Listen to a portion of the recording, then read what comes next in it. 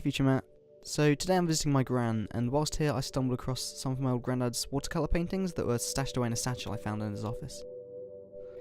My granddad died when I was very young and I don't have many memories of him, but I knew he became interested in art towards the end of his life and took up painting.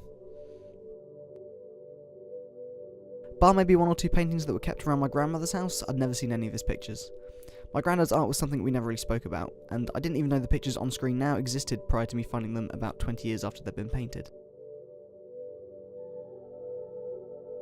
The ones that I'm showing here are my favourites, but there are far more filling the drawers of his office, ranging from candid portraits to more obscure abstract pieces.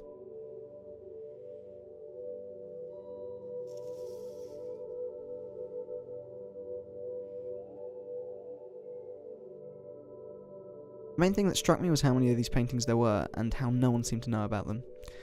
According to my gran, most of the paintings he did he never wanted hung up or framed. He was simply content painting them and packing them straight away in his leather satchel, happy with creation for the sake of creation.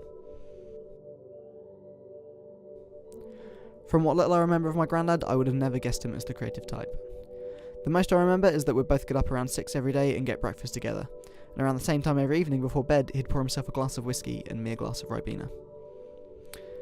Whilst he didn't spend much of his life painting, I feel he quite quickly found the key to creative happiness. It's easy to get bogged down in wondering what people think of your creations, if they're worse or better than someone else's, but my granddad didn't care about that. He could have sold them and made something of sharing them, but instead he was happy just to make them and put a bit of himself onto paper. And now, several years later, they've been found by his grandson and are being shared on the internet, letting him live on for a little while longer. I'll see you tomorrow, Future Matt.